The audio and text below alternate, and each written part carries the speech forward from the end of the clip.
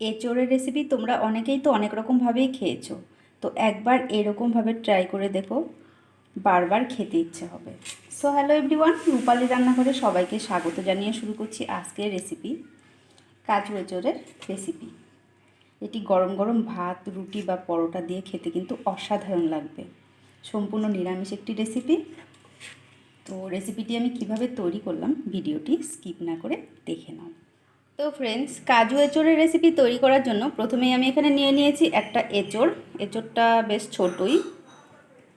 এবার আমি এটাকে ভালোভাবে কেটে নেব। এঁচোড়টা আমি ঠিক এই শেপে কেটে নিলাম, কেটে ভালোভাবে ধুয়ে রেখেছি। তোমরা চাইলে এটা অন্য শেপেও কেটে নিতে পারো। এবার একটা কড়াই বসিয়ে দিলাম, দিয়ে দিচ্ছি সর্ষের তেল। তেলটা একটু বেশি পরিমাণেই দেব।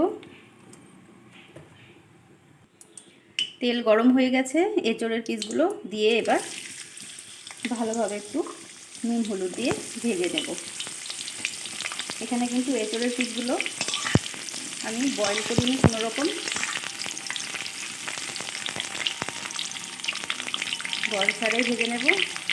দিয়ে দিচ্ছি সামান্য পরিমাণ নুন আর দিয়ে দিচ্ছি সামান্য পরিমাণ হলুদ। এবার খুব ভালোভাবে নেড়ে চেড়ে এঁচোড়গুলো আমি ভেজে নেব। এক্ষেত্রে উনুনের স্টিম মিডিয়াম রাখতে হবে, নয়তোবা ভেতরে সেদ্ধ হবে না। এঁচোড়গুলো দেখো খুব ভালোভাবেই ভাজা হয়ে গেছে। এবার আমি এগুলো নামিয়ে তেলে কিছু আলু ভেজে নেব। দেখো আলুগুলোও খুব ভালোভাবে ভাজা হয়ে গেছে। এবার আমি এগুলো নামিয়ে নেব। এবার ওই তেলে আমি দিয়ে দিচ্ছি গোটা জিরা, এলাচ আর দারচিনি দিয়ে ভালোভাবে মশলাগুলো ভেজে নেব।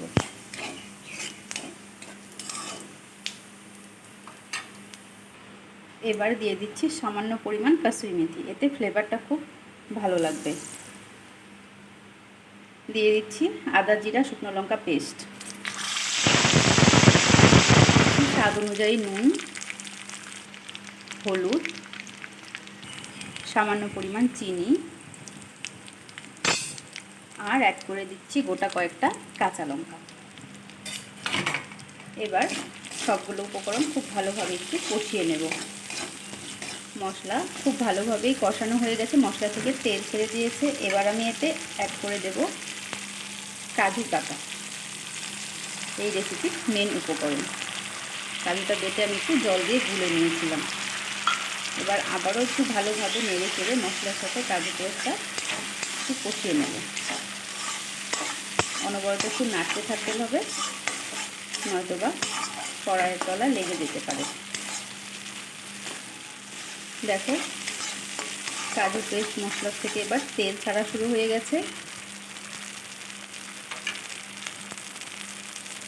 এক্ষেত্রে আমি দিয়ে দিচ্ছি ভেজে রাখা আলু আর এঁচোড় দিয়ে আবারও আমি সবগুলো উপকরণ খুব ভালোভাবে একটু কষিয়ে নেব। সবগুলো উপকরণ খুব ভালোভাবেই দেখো কষানো হয়ে গেছে। এবার আমি এতে অ্যাড করে দেব কিছুটা পরিমাণ জল। যেহেতু আমি একটু গ্রেভি টাইপ রাখবো। এবার একটু ভালোভাবে নেড়ে নেব। নেড়ে 3 থেকে 4 মিনিট আমি ওয়েট করব। এক্ষেত্রে উনুনের স্টিম হাই করে দেব।